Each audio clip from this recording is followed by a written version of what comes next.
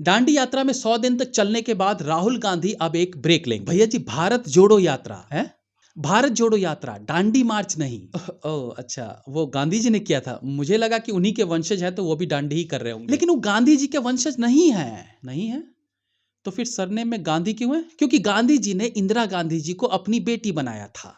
हाँ तो फिर माँ का सरनेम पोते तक कैसे पहुंचा? सरनेम तो पिता का होना चाहिए ना। भैया जी रहने दो, दंगे करवाओगे क्या इतना डीप में घुसकर? पता तो आपको सब है। हाँ डोंडू, पता तो मुझे है, मैं तो बस थोड़ी फिरकी ले रहा था। खैर, भारत जोड़ो पदयात्रा के 100 दिन हो गए हैं। अच्छा, भारत जोड़ो पदयात्रा का शॉर्ट फॉर्म बीजेपी होता है। I know, short form BJP बनाने के लिए यात्रा को मैंने पदयात्रा कर दिया, बट हो सकता है कांग्रेस ने भी पदयात्रा को यात्रा यही सोचकर किया हो कि कहीं शॉर्ट फॉर्म बीजेपी ना हो जाए। तो 100 दिन के बाद अब राहुल गांधी जी ब्रेक लेने जा रहे हैं। आखिर क्या था इस यात्रा को शुरू करने का रीजन? इस यात्रा से सुअरा और पूजा भट्ट जैसे चंद चिंदी चोर के जुड़ने के अलावा क्या बदलाव आया, कोई बता सकता है? हाँ, राहुल गांधी ने मोदी जी की नकल करते हुए दाढ़ी लंबी कर, हे भैया जी, वो भी रविंद्रनाथ टैगोर का कॉपी किए थे। बड़ी दूर की सोच है ढूंढू तेरी।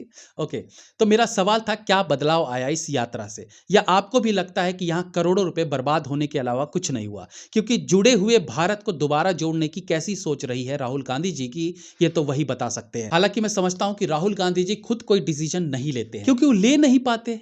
हाँ वो भी है, साउथ से पदयात्रा को शुरू करते हुए राजस्थान और अब दिल्ली पहुंचने वाले हैं। इस पूरी यात्रा से ना हमें कुछ फायदा हुआ ना कांग्रेस को। हमें इसलिए फायदा नहीं हुआ कि इस यात्रा में कोई ऐसा चेहरा राहुल गांधी जी के साथ साथ नहीं जुड़ा जो अचंभित करता। सुअरा और भट्ट साहब की बेटी जैसे लोगों की वैसे भी खास पॉपुलैरिटी है नहीं, और दूसरा कि ये लोग का पहले से पता था कि किस तरह से ये देश विरोधी गतिविधियों में लिप्त रहती हैं।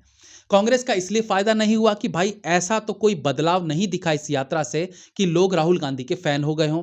वो बिना दाढ़ी के भी पप्पू जैसी हरकतें करते थे, और यात्रा के दौरान बड़ी हुई दाढ़ी के साथ भी वो पप्पूगिरी नहीं छोड़े।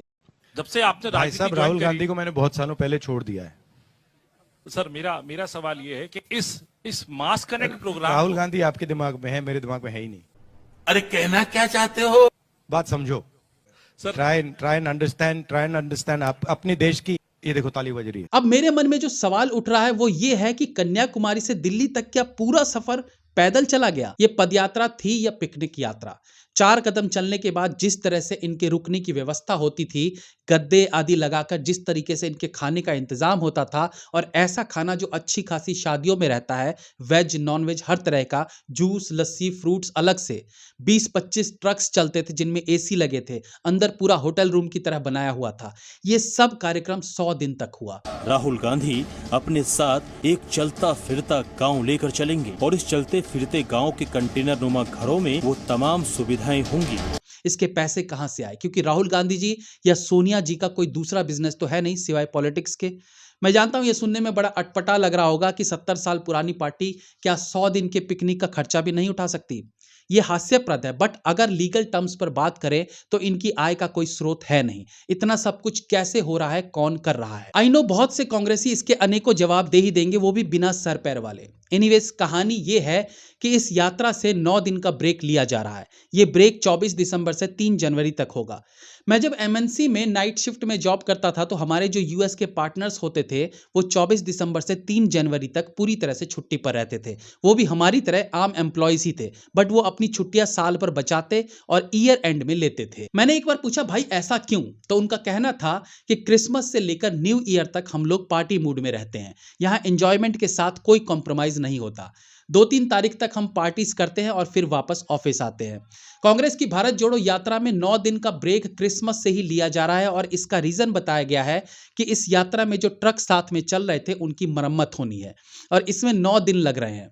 और खबर यह भी है कि राहुल जी भी इस दौरान इंडिया में नहीं होंगे। तो यह है भारत जोड़ो यात्रा की सच्चाई। अगर ये क्रिसमस न्यू ईयर से पहले आ जाता तो ट्रकों की मरम्मत का काम भी तभी होता।